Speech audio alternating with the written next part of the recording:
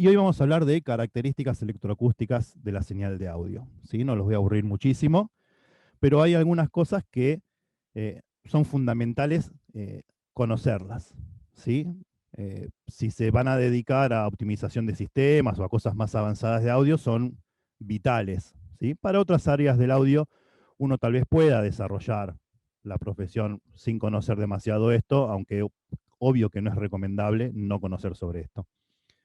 Pero bueno, si ustedes quieren ir un poquito más allá, si no saben esto, no, ni se descarguen el Smart, digamos, ¿no? Así que bueno, vamos a empezar con lo de hoy. Esperen que tengo esto del otro lado.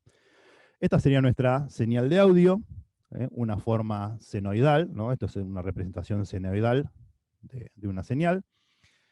Y va a tener determinadas características, y eso es lo que vamos a empezar a hablar hoy. La primera es la amplitud. La amplitud va a describir el tamaño de esa señal, ¿sí? Desde lo pura y exclusivamente eléctrico, esa amplitud se va a dividir en voltaje. Cuando hablamos de señal de audio, va a ser el dBu, la unidad que va a describir su tamaño. Hay otras unidades de medición, pero no se utilizan para audio profesional. Y después vamos a tener el dB-SPL, que va a hablar sobre esto mismo, pero ya con nuestra señal propagándose por el aire, ¿sí? Ya no formando parte de un circuito eléctrico electrónico, sino que propagándose por el aire. Ya después vamos a tener una clase de estructura de ganancia en donde vamos a integrar toda la parte eléctrica con la acústica y cómo debemos manejarnos y cómo debemos calibrar nuestros sistemas para sacar el mejor provecho de todos los elementos. Si hablamos de amplitud, tenemos la amplitud de pico que determina el nivel máximo total de la señal, es decir, el punto más alto de nivel al cual la señal llegó. Eso sería nuestro valor de pico. Después tenemos nuestro valor RMS, que es un valor promedio de la señal. Eh, este valor, si nuestra señal de audio fuese un tono puro, se obtiene multiplicando por 0,7 el valor de pico, digamos, ¿no? Pero no es nuestra señal de audio un, un tono puro, ¿sí? O sea, nuestro valor RMS más o menos son 3 dB menos del pico en una señal pura, en un tono puro. Pero en una señal compleja esto ya no es así, hay muchas variables, hay muchas variaciones de niveles y demás. Nuestro valor RMS que podríamos llegar a encontrar en una señal de audio podría estar en torno a los 12 decibeles de diferencia con respecto al pico, ¿sí? Esta misma posición de 12 decibeles se lo llama factor de cresta en el audio, ¿sí? Ya también vamos en otros webinars, a hablar un poco más en detalle de eso cuando veamos estructura de ganancia. Ese factor de cresta entonces nos está diciendo que entre los picos y el valor RMS de la señal tenemos, por ejemplo, en este caso, 12 decibeles. Eso va a variar de una canción a la otra, de un ingeniero de mezcla al otro, si comprimimos mucho, si comprimimos poco. Eso va a ir variando. Esto que se conoce como algo general del factor de cresta o de la diferencia entre el pico y el RMS de 12 decibeles para la música, es algo como estándar, como promedio, con mezclas no muy procesadas, ¿sí? Con músicos que tocan bien y que tienen dinámica y demás cuestiones, ¿sí? Eso es algo estándar, pero varía. Hoy en día no hablamos de 12 decibeles de factor de cresta en la música, en general porque está muy masterizada, muy comprimida, incluso en vivo, ¿sí? Pero bueno, tenemos que saber que la diferencia entre el tono puro y una señal compleja, una mezcla de audio, digamos, esa diferencia del valor RMS cambia muchísimo. De hecho, en las especificaciones, por ejemplo, de parlantes o de amplificadores, se da la información de cuál es el valor RMS con el cual se hizo la medición para saber que tal dispositivo soporta o entrega una cierta cantidad de watts, ¿sí? Porque es fundamental después el factor de cresta para saber la energía que está involucrada en esa señal, ¿sí? Cuanto más chiquitito es el factor de cresta, tiene mucha más energía la señal, genera más temperatura, más problemas y todo eso. No solamente más temperatura en los equipos, sino que también en nuestro oído también afecta mucho más. Bien, esto lo que tiene que ver con el RMS. Después ya pasamos a la característica más conocida, que sería la frecuencia o ciclo, ¿sí?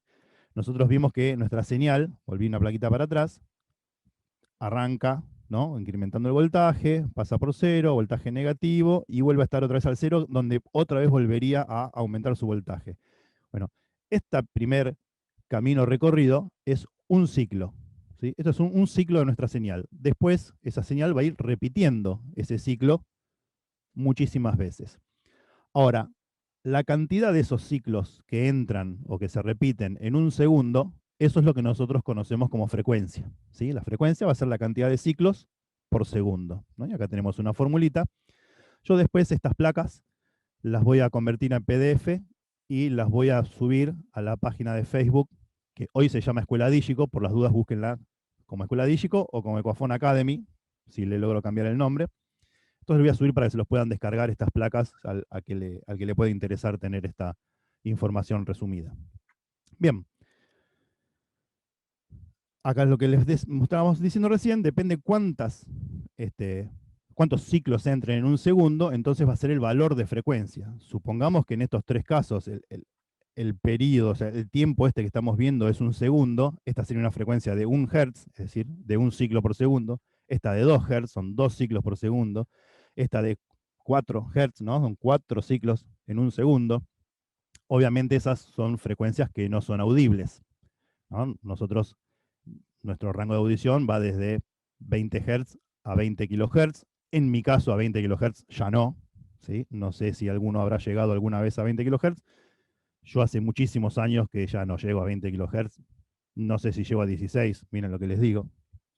Pero bueno, el maltrato del oído hace que uno, a medida que pasan los años, ya de por sí, con el solo hecho de que pasen los años, aunque te cuides bien, la respuesta en frecuencia de agudos la vamos perdiendo, y si encima estás expuesto a maltrato, depresión sonora y demás, bueno, obviamente se acelera ese proceso. Bien, esto sería entonces frecuencia. Ahora tenemos otro factor más que tiene que ver con lo que es período, longitud de onda. ¿Qué es el período? El período es el tiempo que transcurre en la realización de un ciclo. Recién habíamos hablado de tiempo para sacar la frecuencia, y que eh, la cantidad de ciclos que entren en un segundo era la frecuencia. Ese tiempo de un segundo no tiene nada que ver con el período, porque ese tiempo de un segundo es el equivalente a todas las cantidades de ciclos que existieron para esa frecuencia en un segundo. Y acá estamos hablando de uno solo de esos ciclos, cuánto tiempo dura. ¿Sí? Eso sería el período, sería la dirección lineal en el tiempo de un solo ciclo. Esto puede ser una frecuencia de 1000 Hz, es decir, que va a tener en un segundo 1000 de estos dibujitos, pero cada uno de esos dibujitos, ¿cuándo va a durar? Bueno, va a durar una milésima de segundo, pues si son 1000 dibujitos en un segundo, esa cuenta es fácil, es una milésima de segundo. Entonces, ese dato de una milésima de segundo sería el valor t, que sería el valor de período. ¿Sí? Esta es una información de transición que a nosotros nos sirve para llegar a un dato que sí es súper importante para nosotros, que es la longitud de onda. ¿Sí? La longitud de onda es eh, la información o el conocimiento básico y primordial que tenemos que tener para cualquier aplicación científica del audio. ¿Sí? Uno a veces lo vive de una manera muy romántica y muy poco científica el audio cuando está alineando un sistema o algo, pero alinear un sistema es una actividad súper científica. ¿Sí? Y todo el concepto y la teoría de alinear el sistema parte de la longitud de onda, que es la combinación de todo lo anterior, ¿no es cierto? Obviamente, no es algo aislado o solitario. Pero la importancia de la longitud de onda para nuestro medio es fundamental. Y la longitud de onda no es más que una traducción del período, que es un dato expresado en tiempo, a la longitud de onda, que es un dato expresado en distancia. Puede ser metros, pies, depende en qué parte del mundo vivan, será de una u otra unidad de medición. Lo importante es que nosotros tenemos que saber que el período, entonces, es, por decirlo de alguna manera, la cantidad de metros que va a recorrer nuestra señal de audio al cabo de un solo ciclo. ¿Sí? La frecuencia puede tener 1000 ciclos en un segundo, pero ¿cuántos metros recorrió en uno solo de esos ciclos? Es decir, en una milésima de segundo. ¿Sí? Entonces la fórmula por eso involucra a la velocidad del sonido, ¿sí? Y a la frecuencia, ¿sí? Esos son los datos involucrados en la fórmula de longitud de onda. Lo que vemos acá es una tabla donde podemos ver las diferentes longitudes de onda a las diferentes frecuencias. Vemos que en 20 Hz la longitud de onda es de 17 metros. ¿Qué significa esto? Que un solo ciclo de 20 Hz, ¿sí?, avanza 17 metros. Ahora, 20 kHz avanza 0,17. ¿Sí? Quiere decir que estos son 1,7 centímetros. O sea, el desplazamiento físico, por decirlo de alguna manera, de un solo ciclo de 20 kHz es de 1,7 centímetros. Estamos hablando de distancias muy pequeñas. En cambio, de 20 Hz es de 17 metros. Estamos hablando de distancias enormes. ¿Sí? Esto va a ser fundamental para entender después qué pasa con las combinaciones acústicas de la señal, ¿no? Cuando llega una, cuando llega la otra, me llegan dos señales en donde depende de esas diferencias de arribo. Para algunas frecuencias no pasa nada, para otras frecuencias zafamos, en otras frecuencias se van a anular, ¿sí? Entonces, ¿qué es lo que va a pasar con la combinación de nuestras señales? Lo entendemos o lo podemos calcular o ver, observar, analizando la longitud de onda, las diferencias físicas de ubicación. Bueno, si hubiesen procesos electrónicos que incorporen delay, obviamente ese retraso, ¿no? Delay, retraso, obviamente hay que tenerlos en cuenta, pero todo viene de acá de la longitud de onda. Bien, ya que empezamos a hablar sobre esto y sobre arribos y diferencias y señales, empezamos con las características de la señal que tiene que ver polaridad y que después va a tener que ver con la fase, ¿sí? Estos dos términos son las primeras grandes confusiones que uno empieza a tener cuando se empieza a dedicar al audio. Uno suele confundir polaridad con fase. El culpable de esa confusión son los botoncitos de inversión de polaridad de las consolas, en donde ahí empezamos a decirle invertirle la fase, ¿no? Invertir la fase eh, está muy mal dicho, ¿sí? La fase no se invierte, ¿sí? Lo que se invierte es la polaridad. La polaridad, entonces, hace referencia a una característica de la señal, ¿sí? La polaridad sí es una característica de la señal. La fase no es una característica de la señal. La polaridad sí. ¿Y qué es la polaridad entonces? Cuando no existe, no se está generando ningún sonido y un dispositivo comienza a generarlo, lo va a comenzar a generar con una determinada polaridad. La polaridad habla del valor en voltaje de esa señal, si es positivo o si es negativo, un valor negativo. Va a tener polaridad positiva si cuando empieza a generar, este ciclo se empieza a dibujar hacia arriba, es decir, con valores positivos. Y va a tener polaridad negativa si cuando empieza a generar este sonido, o en el caso del micrófono, cuando empieza a captarlo, por ejemplo, también puede ser, esta generación o captación se produce primero hacia abajo, es decir, con valores negativos. Entonces tenemos polaridad positiva, polaridad negativa. Eso es la polaridad y es característica de una determinada señal que tendrá que ver con cómo está diseñado y construido un determinado dispositivo, cómo trabaja, ¿no? Son las cuestiones mecánicas y de circuitería electrónica o eléctrica. Eso determinan la polaridad de un determinado dispositivo. Y la señal que, bueno, se atraviesa o pasa a través de ellos. En cambio, la fase no es una característica de la señal eléctrica de audio. Si tenemos una única señal, no existe la fase. Entonces, la fase empieza a ser algo relevante para nosotros cuando tenemos dos señales. Y esas dos señales se van a combinar, porque si esas dos señales no se combinan nunca, tampoco me importan sus fases. Entonces, la fase siempre va a ser importante cuando yo tenga más de una señal y que esas señales converjan en algún punto, ya sea a través de medio acústico o eléctrico, ¿sí? No importa si viaja por el aire o si son dos canales de una consola que se mezclan en el máster. Es lo mismo, cuando dos señales se combinan o más, ahí es importante la fase. Y la fase no es más que una diferencia de arribo, ¿sí? La primer señal que nos llegue a un determinado punto, esa señal va a marcar el punto cero. Esa señal va a marcar la fase óptima, fase 0 grados. Más allá de que venga arrastrando otras cuestiones, al ser la primera en llegar, esa va a ser fase 0. Todas las que se empiecen a agregar después van a tener una diferencia de fase con la primera y entre sí, ¿no es cierto? Esa diferencia de fase que nosotros empecemos a tener va a determinar qué va a pasar con esa combinación de señales. Si la combinación va a ser algo positivo, algo bueno, ¿sí? Positivo me refiero no en un valor puntualmente, sino que es algo bueno, ¿sí? Es decir, si esa combinación va a ser algo bueno, algo que aporte, que sea algo bueno, ¿sí? No me sale otra palabra para explicarlo. Ahora también esa combinación puede ser algo destructivo, algo que quite, que modifique de mala manera la combinación, ¿no? Podemos tener un instrumento que suena bien, otro instrumento que suena bien y juntos suenan mal. Si cuando juntos suenan mal, uno de los problemas podría ser una diferencia de fase entre esas señales. La fase se mide en grados, como vemos en este dibujito. Fase 0 sería cuando empieza nuestro ciclo y fase 360 sería cuando termina nuestro ciclo. Recuerden que todo lo que analicemos sobre audio a nivel fase, alineación y todo eso, siempre vamos a estar analizando un solo ciclo de la frecuencia que sea, un solo ciclo. Entonces, como el ciclo en realidad es un círculo, tiene esta forma porque el tiempo pasa, ¿no? Es como si yo quiero dibujar un círculo y me mueven el papel, va a quedar así dibujado el círculo. Este, por eso son 360 grados, que es toda la vuelta del círculo. Bueno, nuestra señal senoidal es un círculo desplegado que pega toda la vuelta, ¿no? Y ahí tenemos nuestros 360 grados.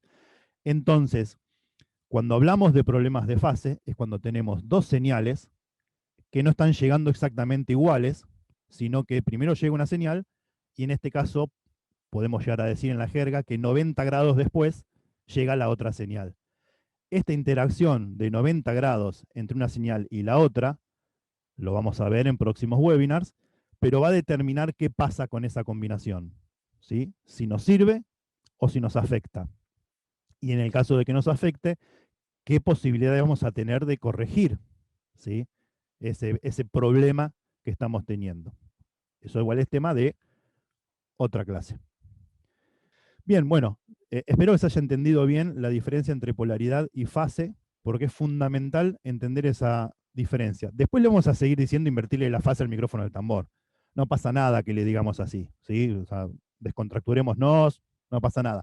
Lo importante es que en el momento que realmente tengamos que aplicar el audio en un entorno más científico, sepamos que no es lo mismo polaridad que fase, ¿sí? Bien, propagación del sonido, ¿sí? El sonido no es más que esta animación en el PowerPoint andaba, en el Zoom no anda. Pero es una animación súper de Spielberg, en donde veíamos como un efecto dominó en los puntitos estos como se propagaban, ¿sí? Acá se ve que Zoom bloquea todas estas aplicacioncitas o estos videitos de los PowerPoint.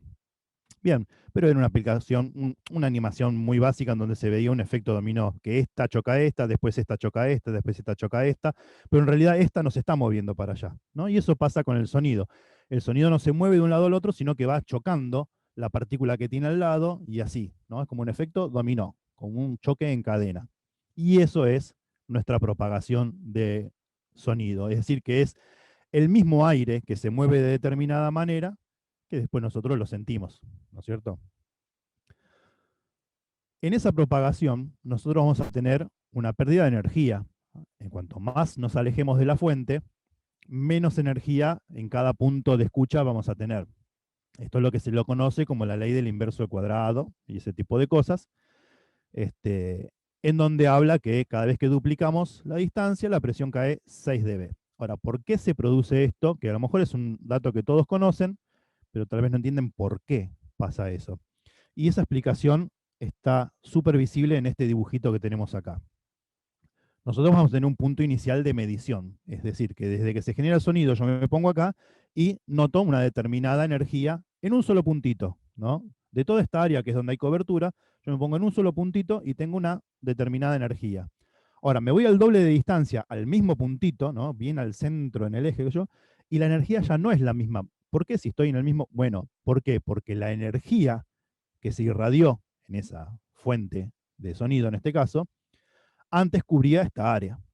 Ahora cubre esta área que es 4 veces mayor. ¿Por qué? Porque tuvo una dispersión horizontal y una dispersión vertical.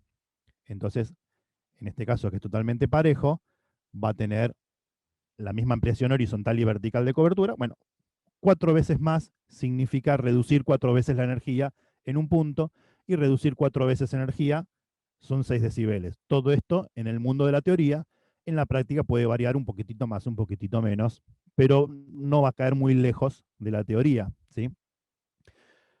Si ustedes piensan, por ejemplo, en luz y en un láser ustedes ven que una lucecita, un láser de esos de llaverito que se venden, la apretan y llega como, no sé, por ahí a 100 metros se sigue viendo el puntito. ¿Por qué contiene tanto, o sea, tan potente? No es tan potente.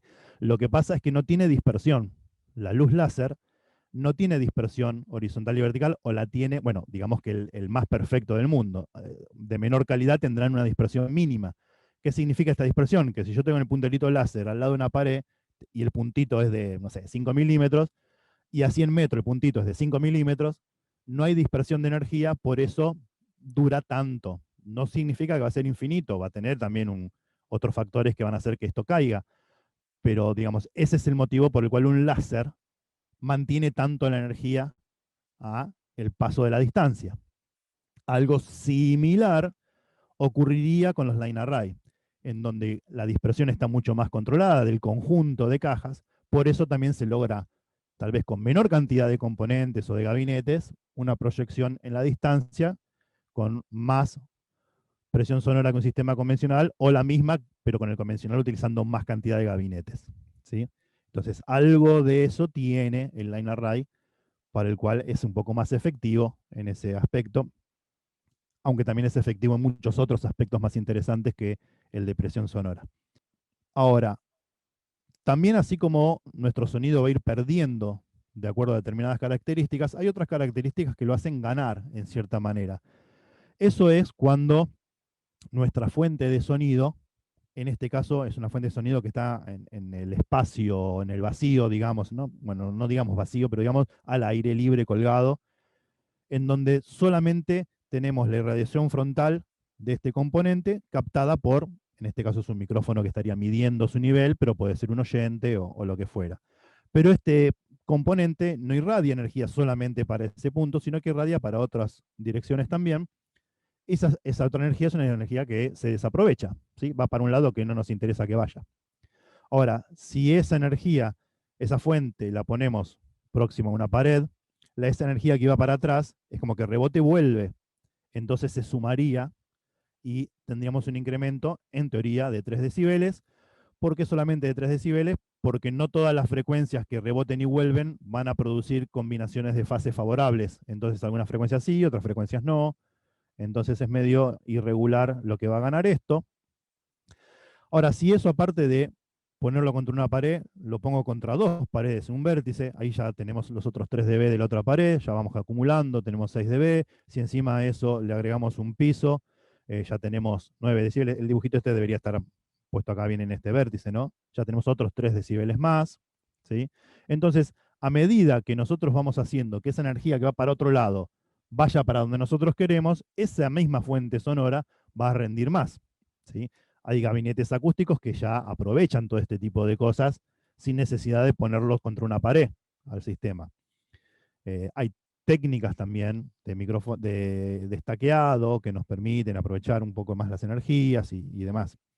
Pero bueno, por eso a veces cuando nosotros levantamos una caja del piso hay algunas frecuencias que notamos que se pierden, porque por ejemplo las bajas frecuencias son las que más aprovechan este tipo de situaciones. Las altas frecuencias no tanto, porque ya separar una fuente de su rebote produce diferencia de arribo, que a medida que va aumentando la frecuencia empieza a ser más complicado que esa combinación sea favorable. Pero en bajas frecuencias, que vimos que las longitudes de onda son muy grandes, ¿sí? Ya vamos a ver después más en detalle las relaciones entre las distancias y si suma, si cancela. Hoy es un poco más introductorio, ¿sí? Pero en bajas frecuencias es más fácil aprovechar todo eso que va para otro lado y que vuelva y que se sume de una manera favorable, ¿sí? O que por lo menos nunca llegue a ser algo destructivo, algo dañino, ¿sí? Bien.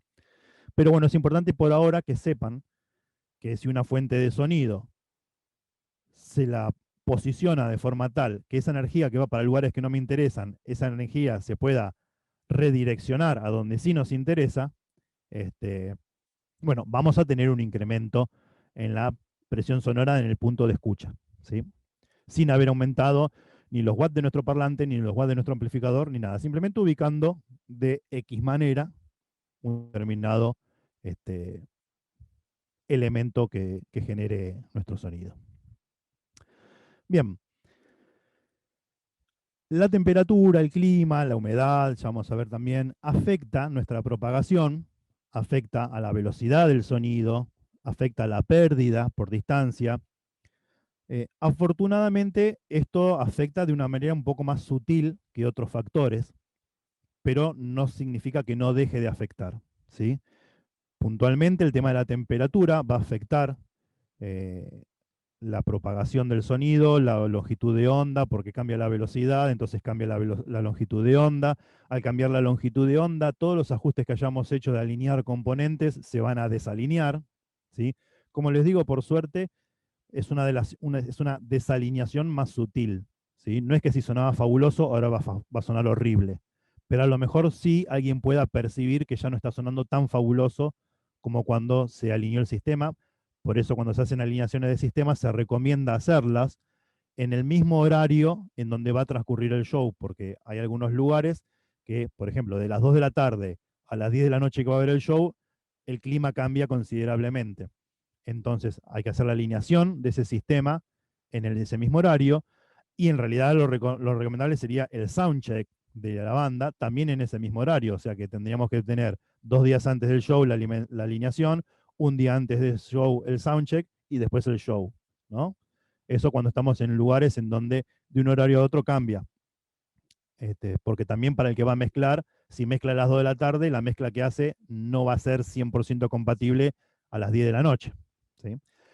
Y de todas maneras les digo, es una variación sutil, pero puede ser percibible, ¿sí? Y más para jóvenes que todavía escuchan hasta 20 kHz, si es que alguno llega a algún momento a escuchar eso.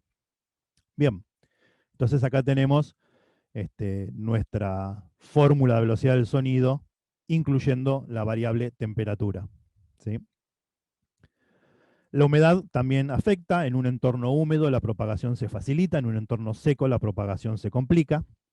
Y esto afecta en mayor parte a las altas frecuencias. Y en esta tablita vemos un poquitito, ¿no? Estos son los decibeles de pérdida de determinada frecuencia a 100 metros de distancia con una determinada humedad. Vemos como frecuencias más altas se ven más afectadas que frecuencias más bajas, que 1 kHz todavía es una frecuencia relativamente alta, ¿no? Sería una frecuencia media. Este, por eso, a medida que nos alejamos, y nos alejamos mucho, mucho, mucho, mucho, mucho, por ahí escuchamos los graves y no lo demás, porque los graves afecta muchísimo menos esta pérdida por distancia extra. En las altas frecuencias tienen menos capacidad de propagación a distancia que las bajas, porque se ven más afectadas por el tema de la fricción en el aire y todas esas cosas que suceden en el fenómeno acústico. Después también tenemos factores que tienen que ver con el clima y con obstáculos que van a alterar esta propagación del sonido. El viento es el que más nos afecta constantemente en los shows que son al aire libre, obviamente, porque en recintos cerrados no debería haber viento y el aire acondicionado generalmente no es tan poderoso, ¿sí? No sopla tan fuerte. Pero el viento sí, obviamente, es fundamental porque como vimos al principio de esta partecita, el sonido no se mueve de un lado para el otro, sino que son las partículas de aire las que se mueven. Y el aire es lo que se mueve con el viento. O sea, el viento es aire moviéndose, ¿sí?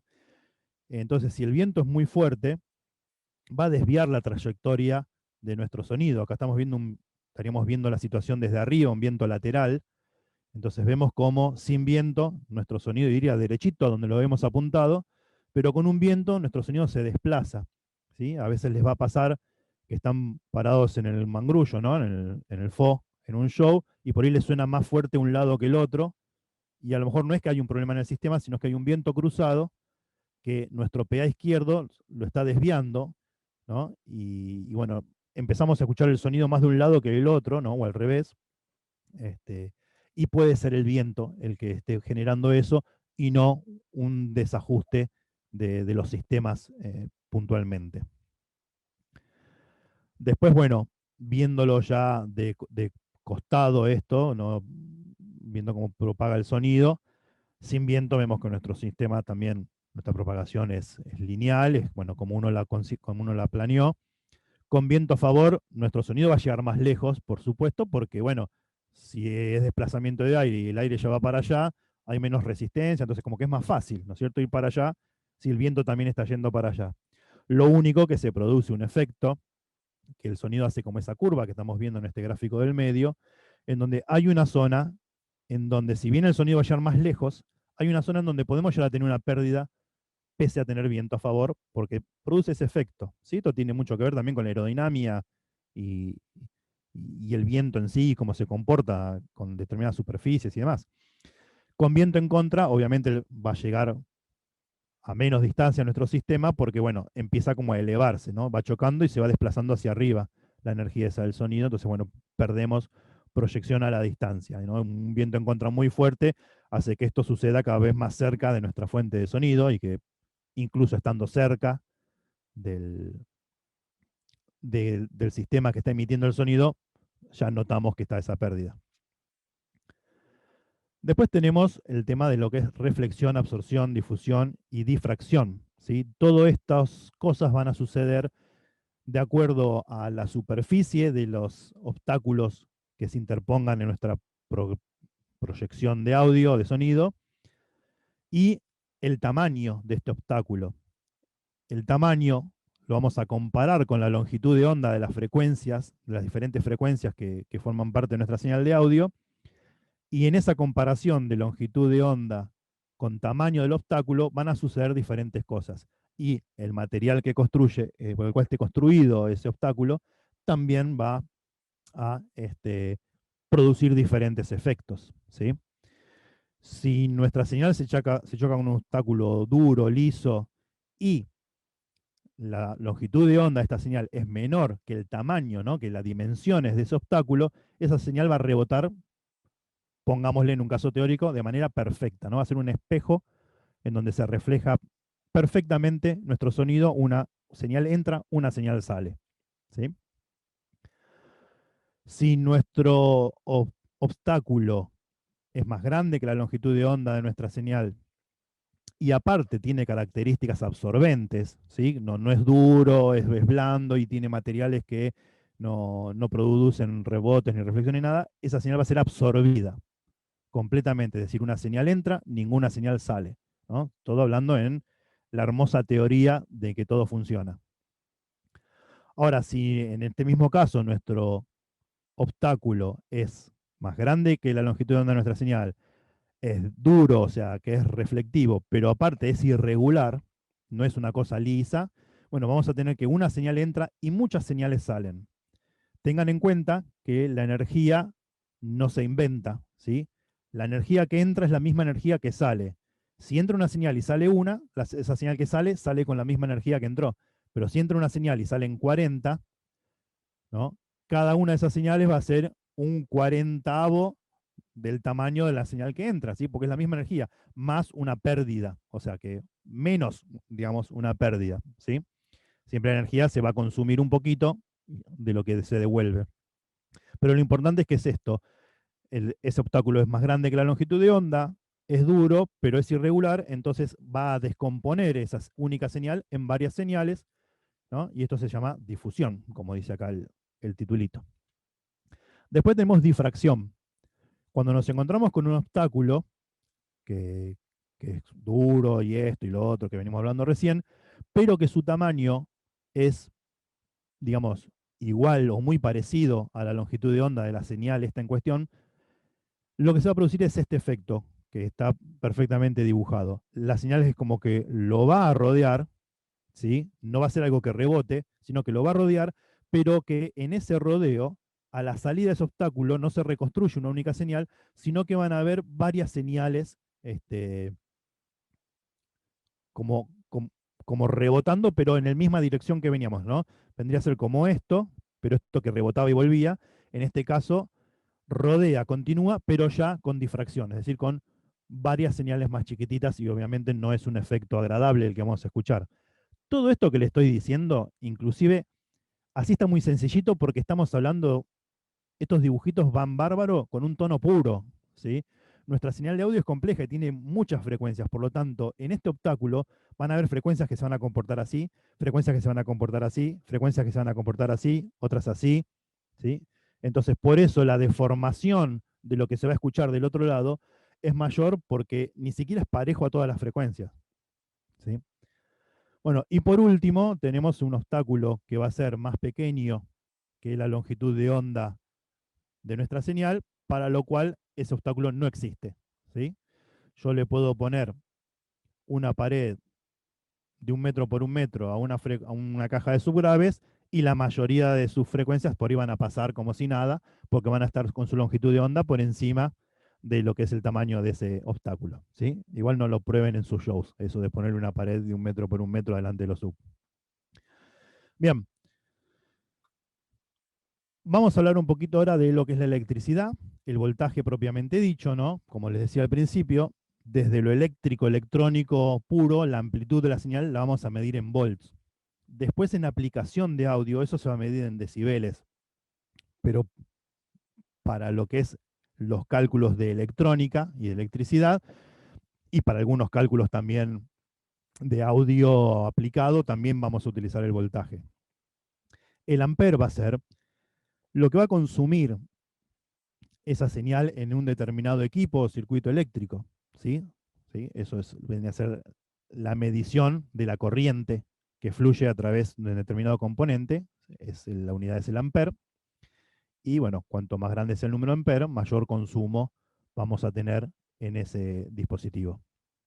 Bueno, el ohm vendría a ser la unidad de medida de la resistencia de un material. En este dibujito de la izquierda vemos un material que no es resistivo, en donde su flujo de electrones a través de ese material sucede sin ningún inconveniente. El material resistivo, no todas las partículas de ese material conducen, por eso los electrones como que van buscando su lugar y obviamente tardan más en lograr ese camino. Igual olvídense de tardan más porque no produce retraso de tiempo esto, pero les cuesta más pasar, entonces no pasa la misma cantidad, ¿sí? Es como un coladorcito, más que tardan más, era un coladorcito, ¿no? No tienen el mismo espacio, entonces pasan menos, ¿sí? A la velocidad siguen pasando igual, pero pasan menos cantidad. ¿Sí? Les cuesta más, por eso pasan menos. Entonces la diferencia entre uno no resistivo y uno resistivo. Es fundamental, principalmente en los cables, ¿sí? Tener en cuenta este factor. De todas maneras, si bien es un factor importante, empieza a ser algo determinante cuando por ahí recorremos mucha distancia de cableado, ¿sí? En las aplicaciones normales de amplificación no solemos tener cables suficientemente largos como para que esto sea algo determinante. Pero a lo mejor en una instalación fija de una gran fábrica o de un estadio o de ese tipo de cosas, sí podemos tener cables que vayan desde un amplificador de un parlante más de 100 metros, ¿no? Entonces, ahí nos vamos a dar cuenta que a lo mejor no podemos tener los amplificadores todos en un lugar y 500 metros de cable para llegar al último parlantito, porque va a ser determinante ya la pérdida de energía en ese cable, porque al aumentar el valor en ohm de ese cable, podemos llegar a un punto en donde el cable sea un bafle más, que va a consumir la energía de un bafle, pero no va a sonar. Entonces va a hacer que tengamos que tener amplificadores mucho más grandes para un mismo trabajo. Eso va a hacer que gastemos más dinero.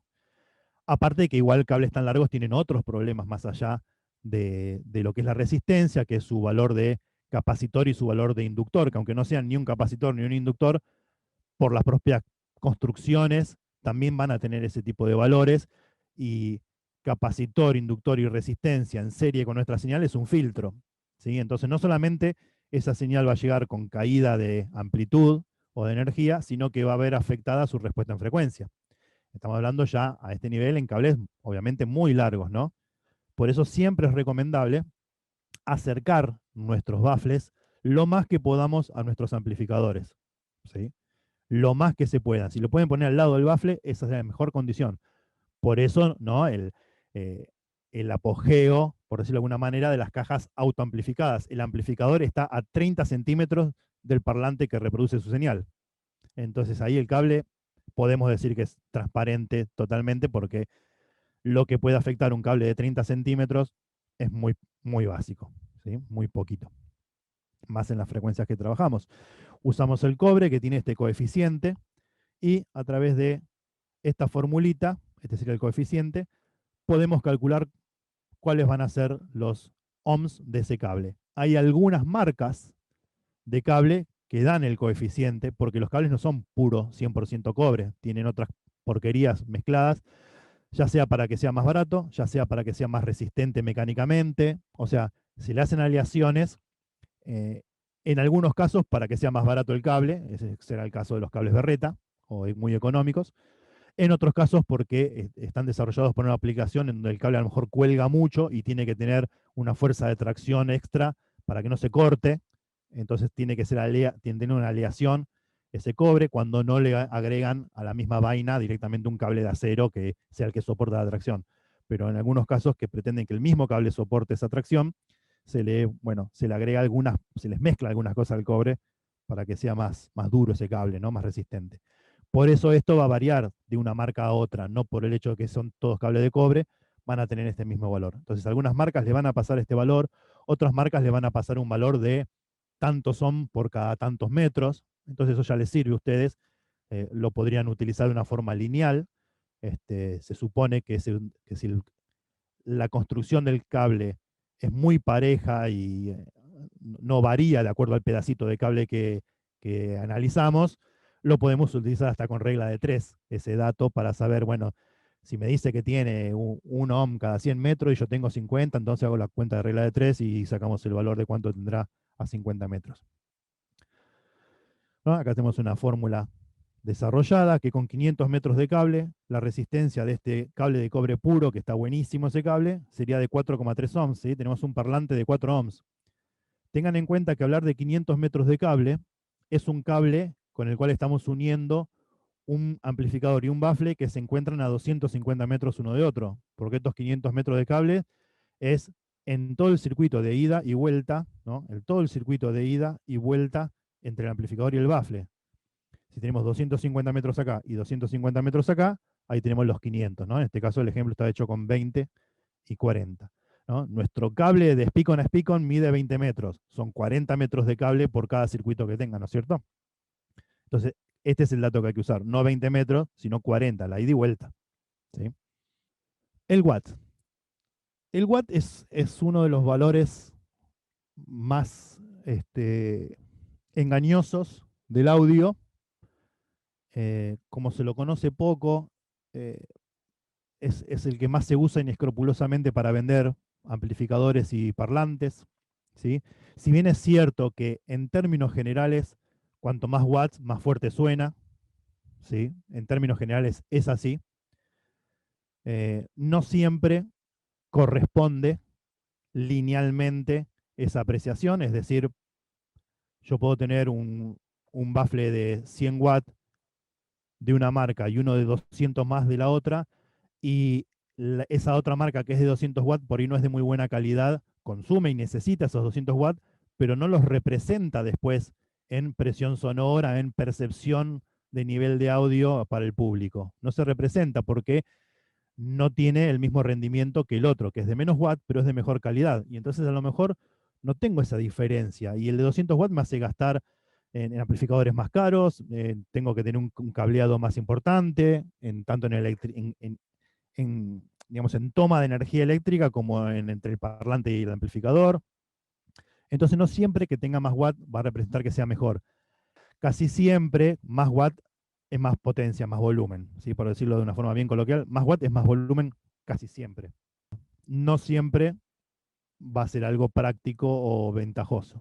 ¿Sí? A eso es a lo que quiero llegar. Hay elementos de muy buena calidad que sin consumir tantos watts entregan por ahí las mismas prestaciones. ¿Sí? Bien, muy bien. Entonces los watts es energía y los watts, el dato importante que yo tengo con los watts es que es la energía que consume nuestro sistema. Los watts no se entregan, o sea, un parlante no entrega 400 watts, ni un amplificador entrega 400 watts, sino que ellos gastan 400 watts para generar la presión sonora, que es lo que después nosotros vamos a escuchar, ¿sí? Entonces, siempre sepamos eso, la energía siempre se transforma. Si no está en la fuente, no está en el destino. Entonces, una buena forma de ver que tanto nos miente un amplificador es ver el dato de la fuente de alimentación, cuánto consume, ¿sí? Si no consume más watt de lo que se supone que tira a la salida, ahí en algún lado me están mintiendo, porque si los watts no los toma de la red eléctrica, no hay chance de que los pueda entregar a un parlante. Así que esa es una buena forma de ver ahí las cuestiones. Igual también te pueden mentir en eso, ¿no? Como para completar la mentira. Pero bueno, se podría ir comparar esas cosas. Pero recuerden entonces, eso es lo que tiene que ver con los watts. Dentro de lo que es la ley de Ohm y otras leyes más que mezclamos todo en la ley de Ohm ahora, los ingenieros me van a querer asesinar con meter todo esto dentro de la ley de Ohm, pero no jodan, che, es ley de Ohm, si no la compliquemos con otras cosas. Tenemos una fórmula básica que es esta, ¿no? Donde I es intensidad, corriente, ampere, E es energía, voltaje, R es resistencia. Con esta formulita, bueno, nosotros vamos a poder calcular todos los parámetros que necesitemos en un circuito, ya sea de baja señal o de potencia y demás, ¿sí? Esta tablita que estamos viendo acá nos encierra todas las fórmulas que podemos llegar a necesitar alguna vez para cualquier cálculo de audio que tengamos que hacer, salvo que ustedes estén diseñando un nuevo amplificador, ¿no? Por ahí tal vez necesiten algunas formulitas un poco más complejas. Pero estas formulitas, que bueno, después voy a subir el PowerPoint, de todas maneras esto se consigue en Internet a pleno, ¿no? Hoy en día se consigue todo en Internet. Pero bueno, acá tienen todas las fórmulas que pueden llegar a necesitar para cualquier cálculo de potencia corriente, voltaje y demás. Los dos triangulitos de la izquierda, izquierda y derecha, perdón, de los costados, les van a ayudar a determinar las fórmulas más rápidas. Si ustedes se pudiesen memorizar este triángulo, que se utiliza más para lo que es potencia puntualmente, o sea, o valores de voltaje, corriente y potencia, depende qué dato tenga y cuál me falte, y el del otro lado, voltaje, corriente y resistencia, ¿no? Si ustedes se acuerdan, por ejemplo, de esas cosas, que potencia es igual a tensión por corriente y voltaje es igual a corriente por resistencia, si se memorizan esto, ustedes tapando lo que necesitan averiguar, tienen la fórmula. Por ejemplo, quiero saber la corriente de un determinado circuito y tengo como dato la potencia y el voltaje. Entonces, uso este triangulito, tapo corriente con mi dedo y me queda que potencia arriba, voltaje abajo. Entonces, corriente es igual a la potencia sobre el voltaje. Quiero sacar el voltaje, es igual a la potencia sobre la corriente, si es que tengo esos otros dos datos, ¿no? Lo mismo pasa con esta otra. Quiero averiguar la corriente, bueno, es voltaje sobre resistencia. Quiero averiguar la resistencia, tapo resistencia, es voltaje sobre corriente. ¿Mm? Estos dos triangulitos son fabulosos, ¿sí? Pero estos eran súper importantes antes, cuando yo era joven. Ahora vos ponés en Google fórmula de corriente teniendo como dato voltaje y a los 2 segundos ya sale la fórmula y listo. Qué, tapando nada, o sea, está todo. En internet está todo. Lo importante es entender para qué quiero esto que dice al cuadrado por ohm. Después, encontrar cómo era la del watt con corriente y resistencia, la googlean y la van a encontrar, ¿sí? Pero lo importante es saber, bueno, qué es lo que necesito averiguar, por qué, para qué la quiero averiguar y todas esas cosas. Después, la formulita en sí se encuentra fácilmente hoy. Pero bueno, en el PDF van a tener esto por si lo quieren tener a mano ahí para algo. En otros webinars, cuando veamos ya un poquito más por estructura de ganancia, en eso vamos a utilizar algo ya de todo esto para algunos ejemplos. Bien, es importante que sepan que salvo que se indique lo contrario, las fórmulas usan las unidades puras, por ejemplo, voltaje, ampere, watt y ohm, ¿sí? Y ustedes esos datos los pueden llegar a tener expresados en otras nomenclaturas, pueden encontrarlo en miliwatt, miliampere, kilo ohms, kiloampere, todo eso son factores de multiplicación, ¿sí? Algo de 500 miliwatt es algo de 0,5 watt, ¿sí? Entonces, ese tipo de conversiones ustedes las van a tener que saber hacer, pero siempre es importante saber que si la fórmula no lo aclara de otra manera, los datos que yo tengo que poner esa fórmula, los tengo que poner en los valores, en la unidad pura, ¿sí? Sin factores de multiplicación, ¿no? Si yo tenía algo de 500 miliamperes, en la fórmula tengo que poner 0,5 como dato, que es son 0,5 amperes los 500 miliamperes. ¿Sí? Eso lo tengo que tener muy claro, si no la fórmula me va a dar cualquier cosa. Bien. Bueno, y esto es un ejemplito de algo hecho, ¿no? Los 500 miliamperes y cómo paso de uno a otro y demás cuestiones, ¿sí? Más matemáticas. Por último, creo que ya decíamos al principio que la medición de la amplitud de nuestra señal de audio, ya en aplicación de audio propiamente dicho, se mide en decibeles, ¿sí? ¿Por qué se utiliza el decibel?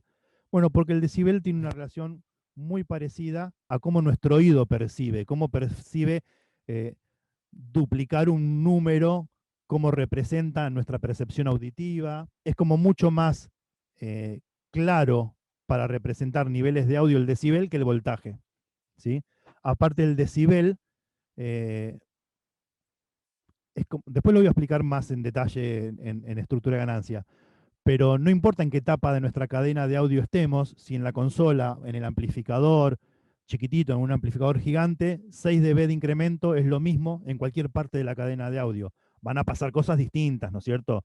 Van a haber diferentes voltajes involucrados, van a haber diferentes, eh, diferente generación de temperatura, o sea, van a pasar cosas diferentes. Pero para el caso, subir 6 dB en la consola, sube 6 dB en los baffles, salvo que el baffle no daba más, entonces no sube más, ¿sí? Pero por eso está bueno el decibel, como es relativo, siempre es comparación y relativo, es muy útil y muy práctico para el audio. Y estas son nuestras fórmulas de decibeles, lo que involucre potencias, es 10 por el logaritmo de una potencia sobre la otra, produce incrementos de 3 decibeles por cada doble de potencia.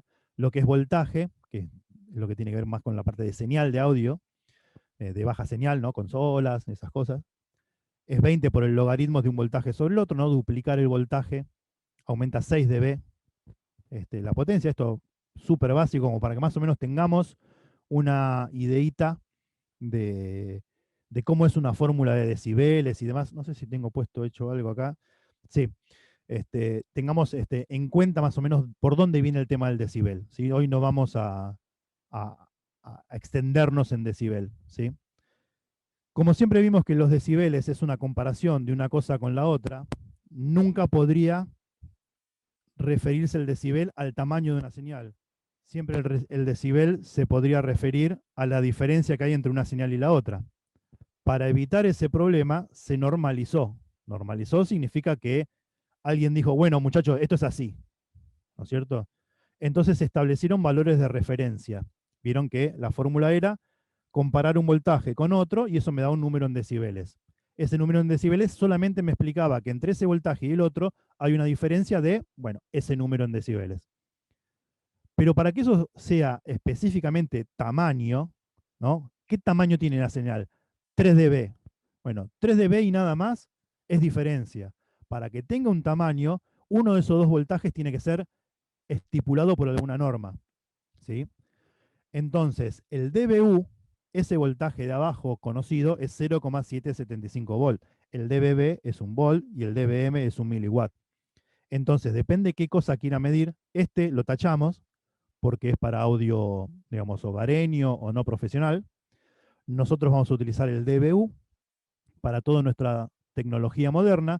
Antiguamente se usaba el dBm porque el equipo antiguo transmitía en baja señal, también era potencia. Era poquita potencia, pero era potencia, es decir, me afectaba mucho el voltaje, la corriente y la resistencia, la transmisión desde una consola a un ecualizador, qué sé yo, o de una consola a un amplificador. O sea, todos los mismos problemas que hoy solamente tenemos entre el amplificador y los parlantes, antes lo teníamos entre todo con todo.